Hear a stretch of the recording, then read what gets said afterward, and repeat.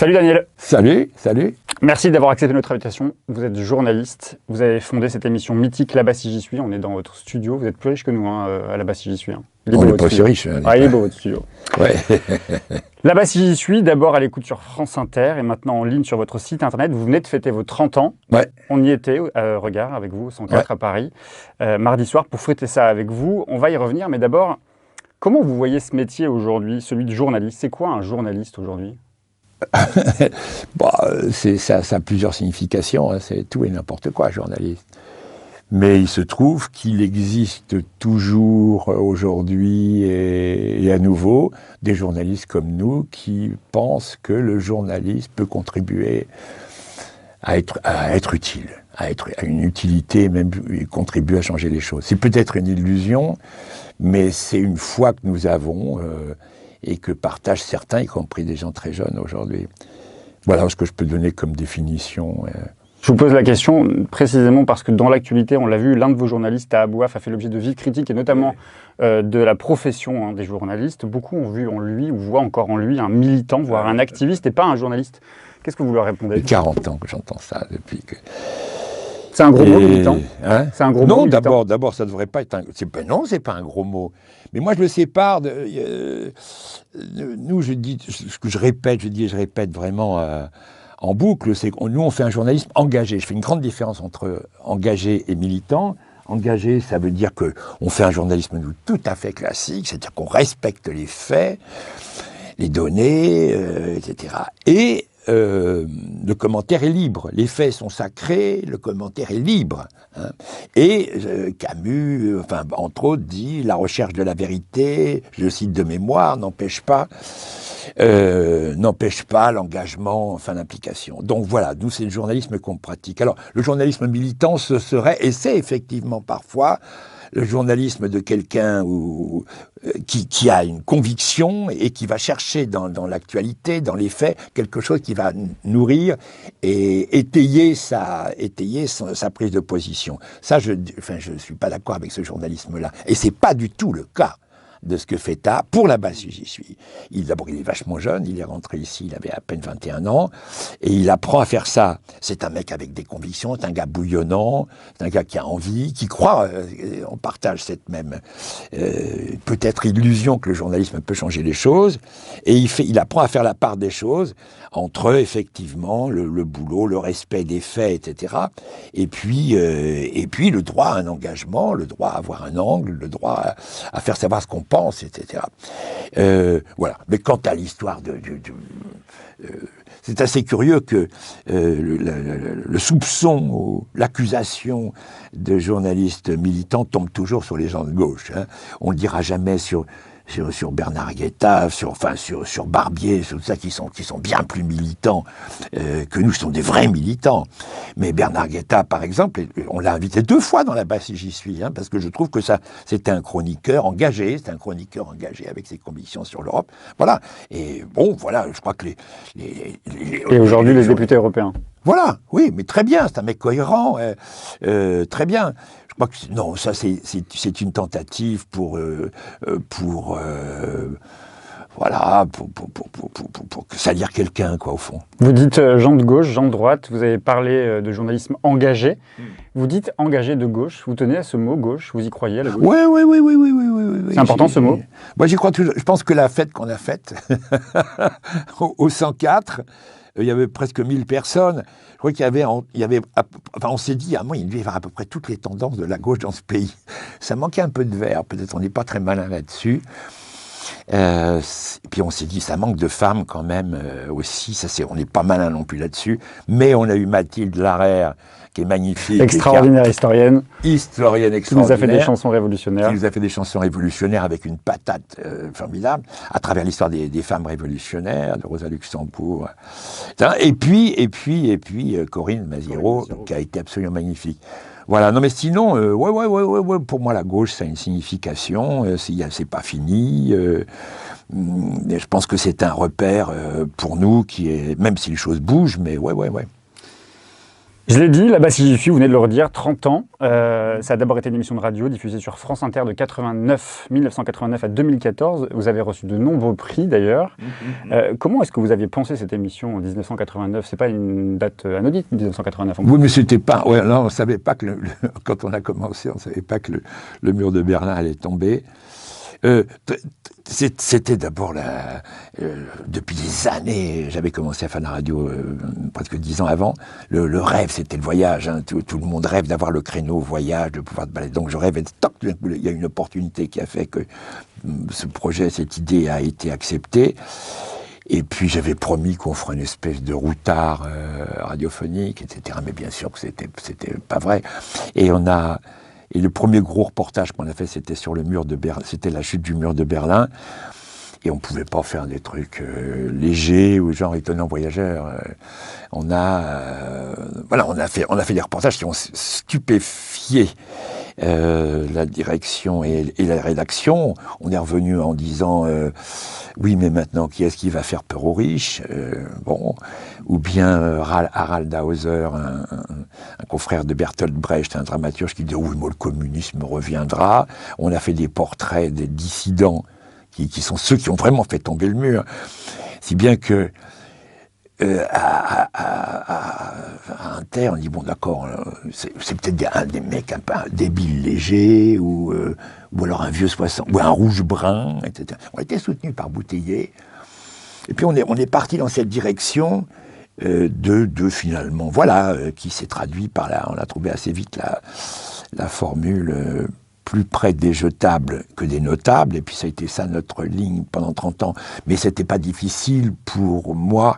Je suis né de ce côté-là. Moi, je suis né dans la banlieue rouge, famille de 8 enfants, etc. Donc, j'avais pas. Ça n'a pas été un choix à un moment de dire tiens, et si on essayait ça, quoi. Vous l'aviez pensé comme un lieu de comme une espèce de contre-pouvoir ou un lieu de résistance, cette émission ? Non, pas comme. C'est pas comme ça. Ça n'a jamais été vraiment pensé comme ça. Il y a une phrase c'est le sous-commandant Marcos qui dit on s'est mis en route et puis après on a vu que c'est un peu ça quoi. On a bricolé beaucoup, mais on a fait tout ça avec nos pieds. On a fait tout ça avec puis des découvertes. Moi, j'avais jamais beaucoup voyagé. On avait fait pas mal de reportages déjà. Je maîtrisais bien le langage radiophonique, mais le reportage c'est quand même autre chose. Donc on a beaucoup bossé avec un bonheur fou. Hein. 30 ans de reportage, de voyage, et puis maintenant on continue. Mais ça a été c'est pas il y a un projet puis on va faire du coloriage quoi. Puis il y a beaucoup de choses qui sont dérobées sous nos pas ou des idées qu'on avait non, on s'était trompé, et d'autres qu'on n'avait pas qu'on a trouvé d'autres que vous avez trouvé comme la parole des auditeurs, elle a été centrale dans cette émission. Centrale. On a remis. C'est ce qu'on voulait absolument. Parce que quand on fait ce genre de boulot, on oublie très vite l'auditeur. Les reporters veulent plaire aux producteurs parce qu'ils veulent vendre leur sujet. Le petit producteur, là, il veut plaire à la direction parce qu'il veut plaire à la direction. La direction veut plaire au président parce que le gars il est là pour 4-5 ans, il veut une suite. Le président c'est pareil, c'est une chaîne de précaires. Et l'autre il veut plaire au CSA, etc. quoi. Et puis où est l'auditeur là-dedans ? Alors l'auditeur, c'est celui qui se traduit par des chiffres. Ils sont 6 millions ou 6 millions et demi. Mais ça, c'est pas des auditeurs, c'est de la statistique. OK ? Et ils sont tout juste bons à ce qu'on dit. Vous êtes sur l'antenne, posez votre question. Vous êtes sur l'antenne, posez. Attends, il y a peut-être des gens qui ont des réponses. Est-ce que vous n'avez pas une réponse à notre problème, monsieur ? Je m'appelle Nicolas Demorand, j'ai un problème. Est-ce que quelqu'un parmi ces 3 millions ou 2 millions et demi d'auditeurs n'aurait pas une réponse à mon problème, ou à notre problème, à la question ? C'est ce qu'on a fait. C'est ce qu'on a fait avec le répondeur, avec les repères de la base j'y suis, etc., de remettre. Mais voilà, ça a été le but. Et le but, c'est de faire de l'éducation populaire, hein, c'est très clair. On a choisi, on avait même une figure de l'auditeur type, qui était une auditrice, qui est dans le Lot-et-Garonne, qui est infirmière, qui est aide-soignante, etc. C'est pour elle qu'on bosse, c'est à elle qu'on fait comprendre le truc. On s'en fout de plaire aux intellos. Je ne sais quel monde très étriqué dans lequel nous sommes, de demi-intellectuels, de demi-habiles, etc. Et donc c'est à ce monde-là qu'on a voulu s'adresser avec succès, parce que là-bas, si j'y suis, c'est 500 000 auditeurs chaque jour pendant 25 ans sur une ligne franchement anti-néolibérale et plus près des jetables que des notables. Ça, c'est très clair. Et au début, on était très peu nombreux sur cette ligne-là. Hein. On était très, très peu nombreux. Non pas on n'était pas seuls. Je dis pas ça. Mais les autres, qui étaient parfois plus malins que nous, plus cultivés que nous, plus pointus, mais ils étaient plus marginalisés, ils étaient plus éparpillés. Et nous, on a réussi ça, de rencontrer ce public, ce grand public. Alors, si je dis populaire, j'abuse un peu, mais on a rencontré ce grand public, on a été soutenu par certains patrons, dont Pierre Bouteiller au début. Après, ça n'a pas toujours été le cas, mais après, il y a eu un certain succès qui a fait que... Et puis, on s'est appuyé aussi sur des réservoirs intello comme le Monde diplomatique. Et qui intervenaient chaque semaine, je crois, sur... Tous les mois, on faisait une émission avec eux, depuis, pendant presque aussitôt 92, pendant plus de 20 ans, on a fait une émission hebdomadaire avec eux. Puis après, il y a un certain nombre d'intellos qui sont venus, mais pas beaucoup finalement, hein, parce qu'on a été identifiés à Frédéric Lordon, à Daniel Ben Saïd, etc., à Éric Hazan. Mais ils ont été des ressources aussi. C'est vrai que le jour où Frédéric Lordon vient pendant 3/4 d'heure, je lui pose une question, il parle pendant 3/4 d'heure, on ne peut pas dire qu'on fait une émission très, très grand public et très, très populaire. Mais bon, voilà, le lendemain, on en fait une autre. Sur les auditeurs, en 30 ans, comment vous avez vu évoluer cette parole de l'auditeur? Est-ce que vous y avez vu de plus en plus de colère? C'est quoi l'identifiant de l'évolution de cette parole?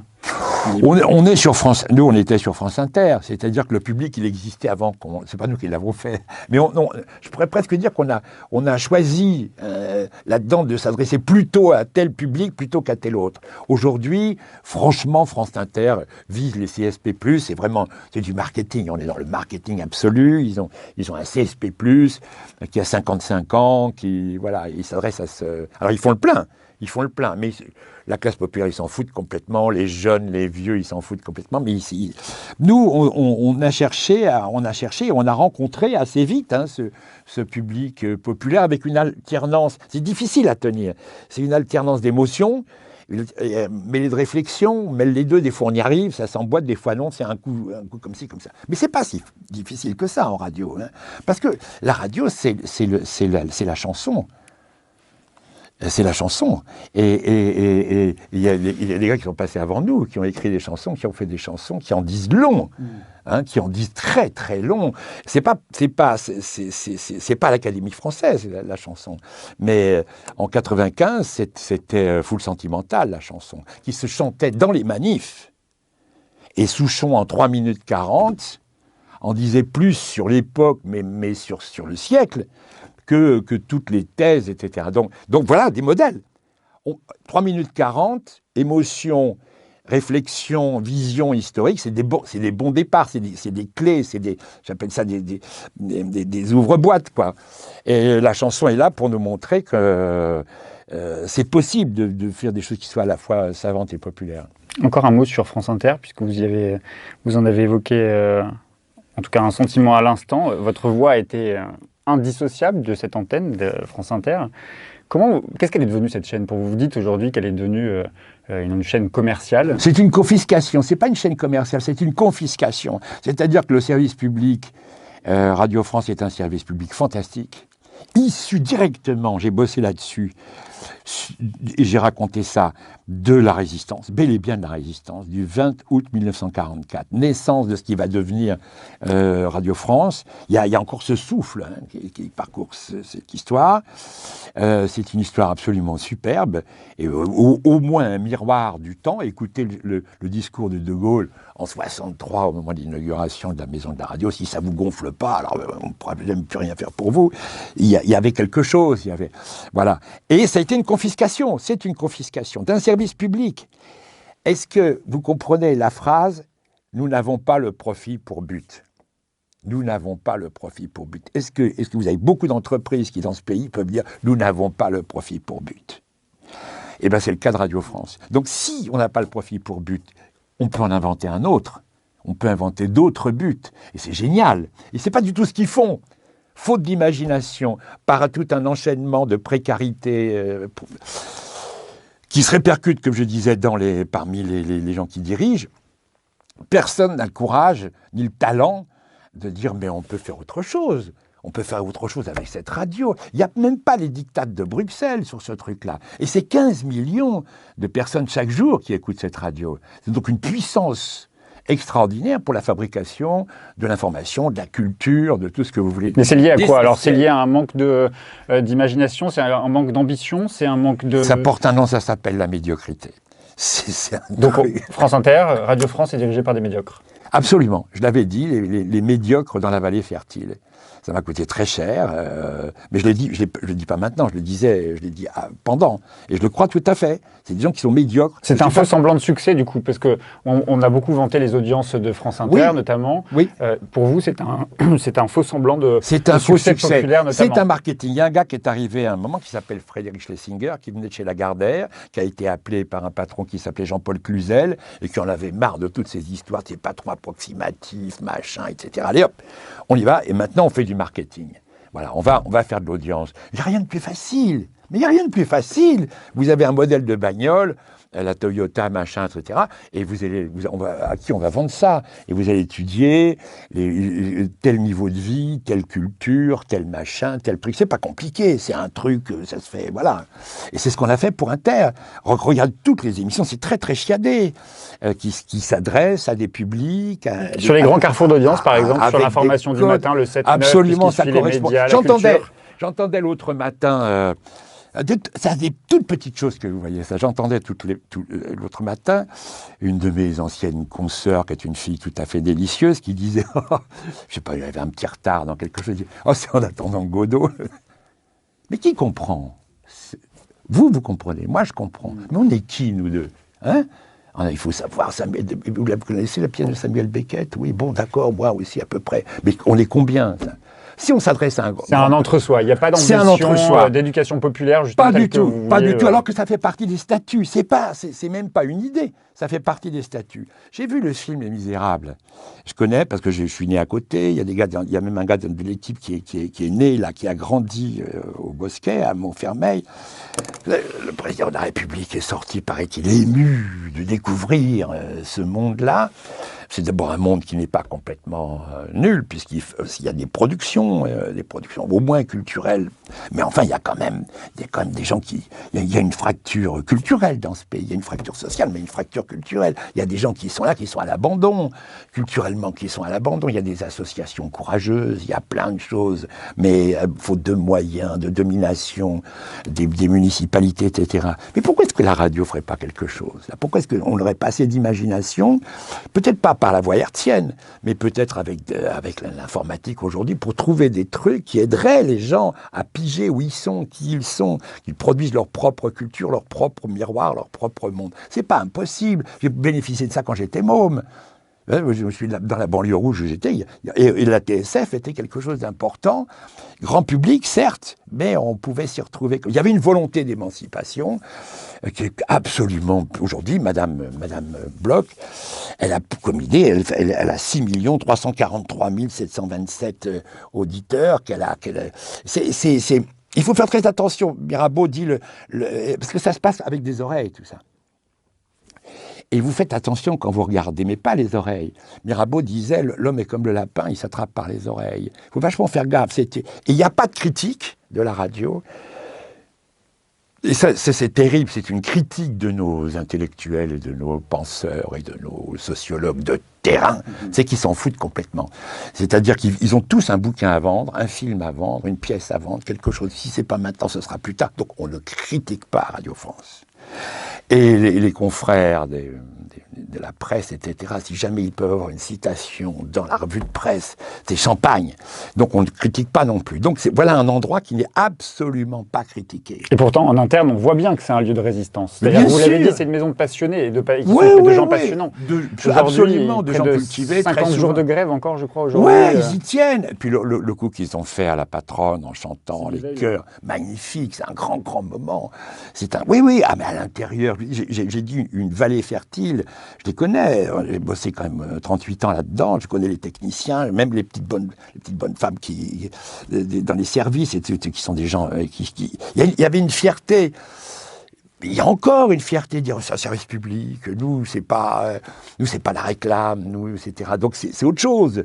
Et il y a une voilà, il faut absolument défendre ça. Il y a absolument c'est possible. Les budgets, les histoires de virer 300 personnes, c'est idiot, c'est imbécile. Au contraire, il faut augmenter les budgets de Radio France, d'en faire un vrai service public, que les décisions soient prises autrement, que les auditeurs reviennent dans les décisions, qu'ils soient représentés dans les décisions, les professionnels, les auditeurs, l'État aussi, si on veut. Enfin, il faut structurer tout ça. Mais les projets sont là. Acrimed a des projets très bien. Pierre Rimbert, le journaliste du Monde diplomatique, a fait des modes de financement de tout ça.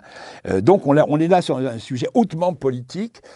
Et voilà, mais il ne fallait pas me poser la question. Vous avez fêté vos 30 ans, vous n'avez pas été invité par Sonia De Villers sur l'émission sur les médias? Oui, ils sont extraordinaires parce que c'est tout à fait une bonne question. Parce qu'ils font comme si c'était moi, comme si j'étais la vedette de ça. Mais je n'ai pas fait ça tout seul. On ne peut pas faire 25 ans de radio, ça veut dire 220 émissions par an, 5000 émissions tout seul. Il y a des équipes, il y a Guy Vanctil, il y a Antoine Chao, il y a tous les réalisateurs. On a été au moins 100 à faire ce boulot-là. Donc tout ça, c'est un boulot commun déjà. Et puis il y a ces auditeurs, et puis il y a tous ceux qui nous ont parlé. Et puis il y a le fric, c'est le vôtre. Radio France vous appartient. Et puis il y a la redevance, etc. Et puis il y a tous ceux dont qui nous ont donné leur parole, leur vie, leur mort, etc. Tout ça maintenant, Madame Bloch a décidé que plus jamais on ne dirait là-bas, plus jamais on inviterait Merlin. Donc vous n'avez pas été invité? Bien sûr que non. Bien sûr que je m'en fous. Personnellement, ça me fâche pas du tout. Mais en plus, bon, ils ont perdu lourdement quand même au Prud'homme. Lourdement, ils ont perdu lourdement au Prud'homme. Ils ont été condamnés pour licenciement abusif, pour 38 ans de contrat en CDD quand même.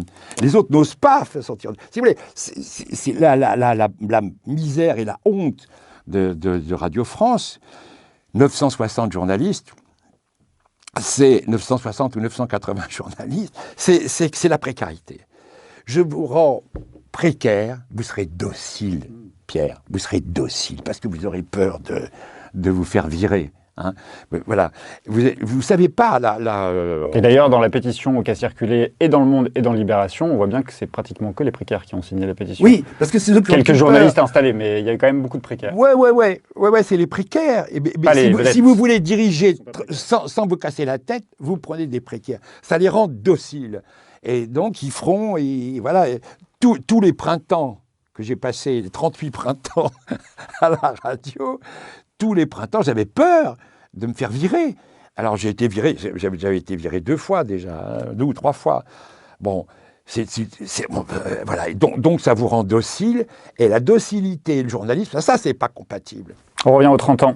Vous l'avez dit, en 2015, vous avez été viré des grilles de France Inter. Il y a eu une très très grosse mobilisation d'ailleurs, des auditeurs et en interne aussi. Vous avez créé votre site internet d'information avec des reportages, des chroniques, des entretiens, plus près des jetables que des notables, dites-vous, mais du coup plus libre aussi. Alors, on n'a plus cette pression, ça c'est vrai qu'on est beaucoup, peut-être trop, pour le coup, parce que on expérimente un nouveau... D'abord, on était une émission, puis on s'est aperçu que maintenant on est un média. Alors ça, c'est un peu bizarre. Au début, d'ailleurs, là-bas sur le net, on faisait une émission, puis après, on s'est aperçu que non, on a diversifié. C'est différent. Moi, ça me passionne, évidemment. La quantité on a 30 000 personnes qui viennent nous voir tous les jours. C'est plus 500 000, ça, c'est vrai. C'est d'autres relations avec eux. Voilà. Mais oui. En tous les cas, les auditeurs nous ont poussés. Et ils nous suivent, et on est complètement financé par des abonnements. Et puis surtout ici, pas de bénévoles, pas d'amateurs. Tout le monde est payé.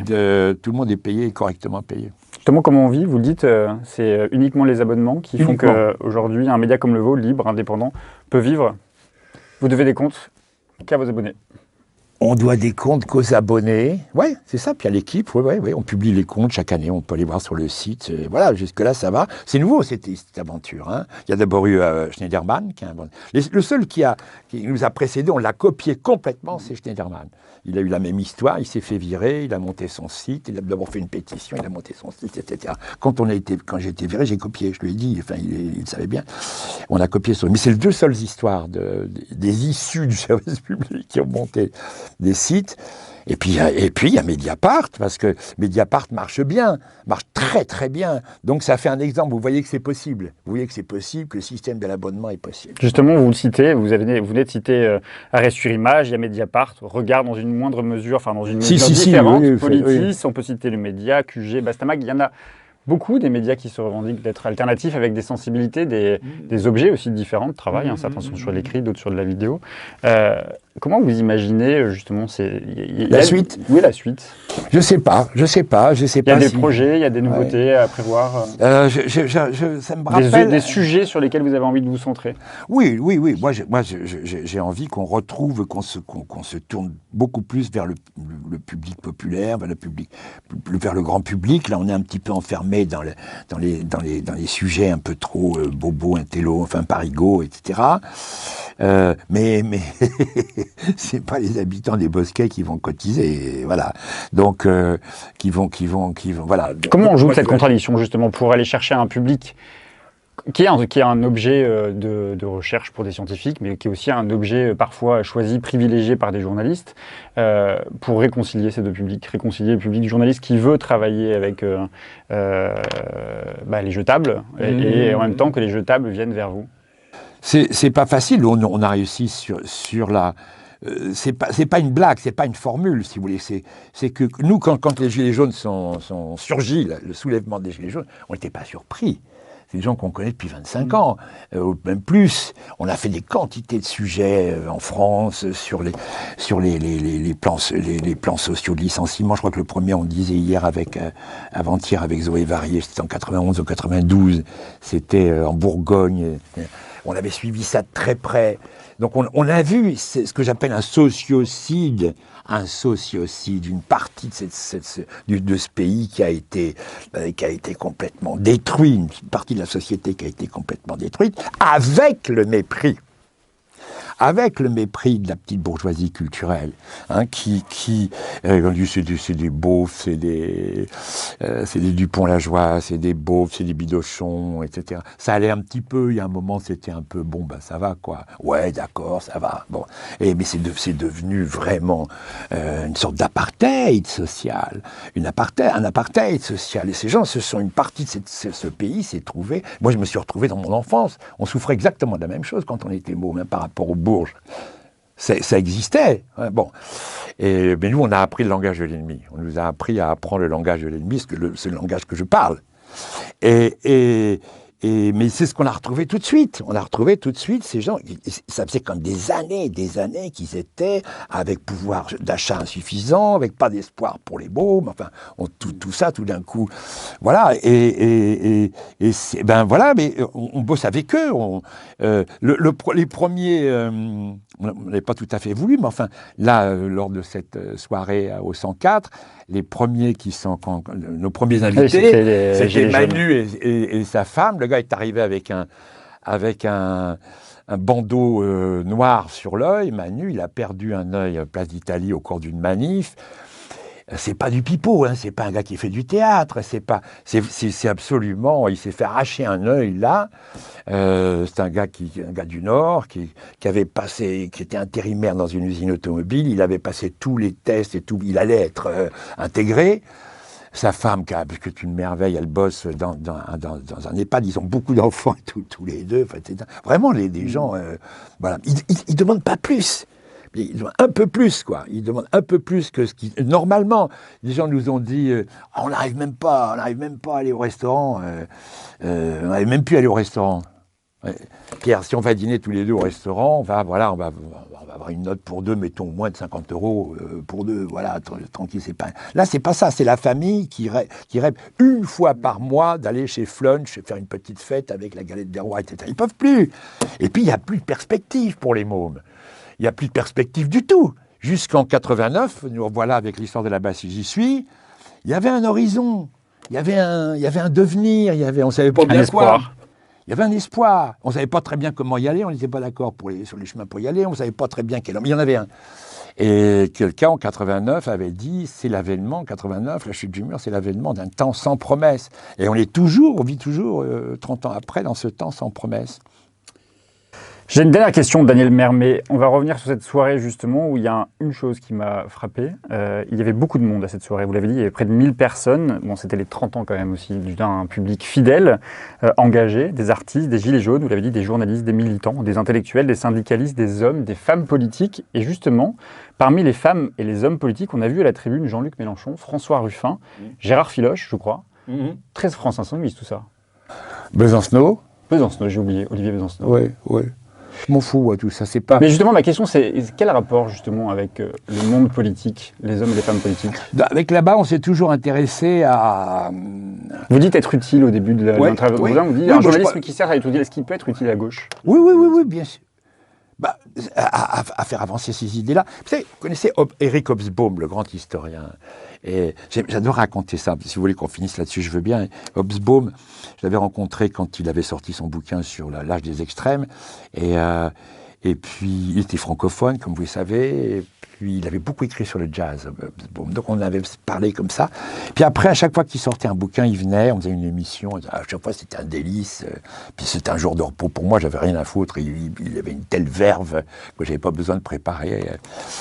Et la dernière fois qu'il est venu, il était déjà très âgé. Il avait fait un bouquin sur justement comment avait été commémorée la Révolution française en 1989. Ça avait été un petit défilé, si vous vous souvenez, un petit défilé de mode quasiment dans Paris, en disant surtout la Révolution, jamais plus, ça mène au goulag, la violence, etc. Mais c'est fini ça. Maintenant, c'est des petites marionnettes à peu près, des santons. C'était un peu des santons. Le pays qui a inventé la Révolution, qui a été... Enfin, vous savez bien quoi. Et voilà, il en parlait. Et puis il me dit, mais comment vous pouvez résumer votre programme? Je dis, mais pourquoi? Je ne sais pas, on bafouille toujours dans ces cas-là. Et il dit, parce que moi, je vous écoute parfois à Londres. Ah bon? Ah ouais, il dit, putain, Hobsbawm qui nous écoute. C'est bien intéressant. Il dit, vous connaissez Babeuf? Je dis, ouais. Ouais, ça va, la conjuration des égaux. Et 1848, vous avez étudié? Je dis, ouais. Pas tout à fait, ouais, je suis pas très malin sur... Et la Commune, alors là, la Commune, oui. Il dit, les mutins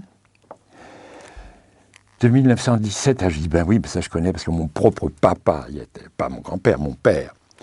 Et puis après, il dit, le Front populaire, oui, et puis la fiche rouge, oui, et puis mai 68, vous étiez. J'ai dit, oui, j'étais là, ben oui, voilà. Et ben votre programme, c'est la suite, c'est tout. Vous êtes un conservateur. Tu sais, c'est ça. Finalement, on s'imagine, on nous marginalise, on croit qu'on est marginaux, on croit même qu'on est alternatif. C'est faux. On est dans un courant, très très vieux courant de l'histoire. Moi, je suis plasticien, mon vrai boulot. Là, je suis en train de travailler sur Bruegel. On voit apparaître chez Bruegel la peinture. Tout d'un coup, il se met à peindre les gens, tout simplement. Bruegel, il se met à peindre les gens, les paysans, les petites gens, etc. C'est le premier. Il y a tout d'un coup un gars qui se met à peindre les gens, qui fait du là-bas si j'y suis avant nous, Peter Bruegel. Hein. Le chasseur, les jeux des enfants...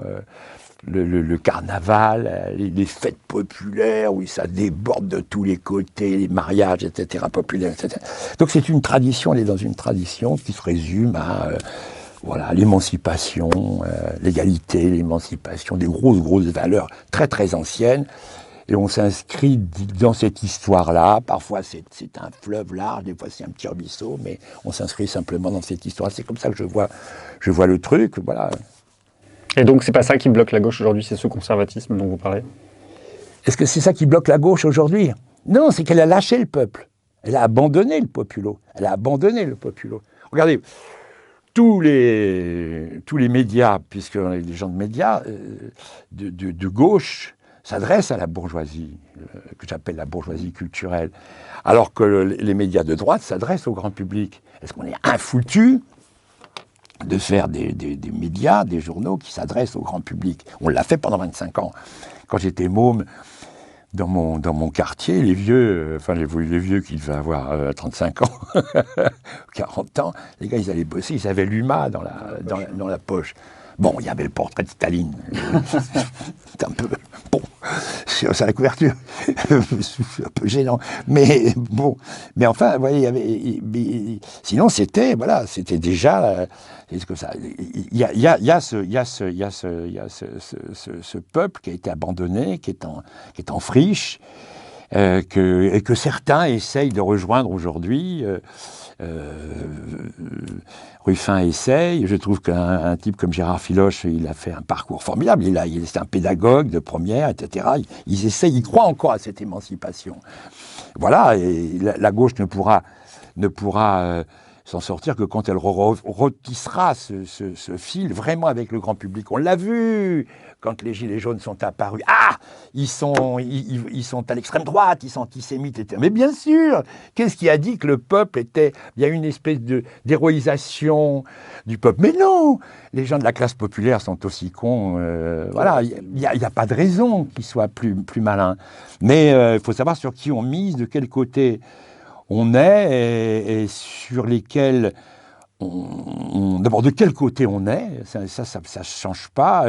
On parlait parfois avec Ben Saïd, avec Daniel, de la glu des origines, il parlait de la glu des origines. J'adorais cette expression et moi j'ai dit c'est quoi la glu de mes origines? Ah ben c'est une origine sociale, donc on se refait pas là-dessus. Et voilà, je pense que y a quelque chose qui s'est cassé entre les intellectuels ou la classe moyenne, disons, éclairée, progressiste, pour employer le vieux vocabulaire auquel je crois toujours, et la classe populaire. Alors, pour des tas de raisons, mais qui sont pas, c'est pas impossible d'arriver à retisser les liens. Là, c'est quand même, enfin bon, on peut continuer, mais c'est extraordinaire que la seule chose qu'on ait à se dire, c'est 2022. Alors qu'est-ce qui va se passer, Macron ou Le Pen? Alors, on va tout faire contre Le Pen. On va encore tout faire contre Le Pen. Toute l'énergie aux États-Unis, c'est pas de soutenir Bernie Sanders, c'est comme elle s'appelle cette fille extraordinaire là. Elisabeth Warren. Ah non, oui, Alexandria Ocasio-Cortez. Oui, c'est ça. C'est pas de soutenir et de voir ce qu'ils peuvent faire, c'est d'être contre Trump. Là, ça va être contre Marine. Et donc, on va se retrouver dans les bras c'est faire émerger un projet réel à gauche. Voilà. La France Insoumise a essayé. Ça fait long feu. Mais... Là, on sent une note d'espoir quand même. On sent un peu d'espoir dans votre... Oh, absolument, absolument. Non. Nous, c'est notre devise, c'est de défaite en défaite jusqu'à la victoire finale. Hein. C'est la phrase de Victor Serge. Merci beaucoup, Daniel Mermet, de nous avoir reçus dans vos très beaux locaux de la Bastille. 30 ans. Très bon anniversaire à vous. Merci.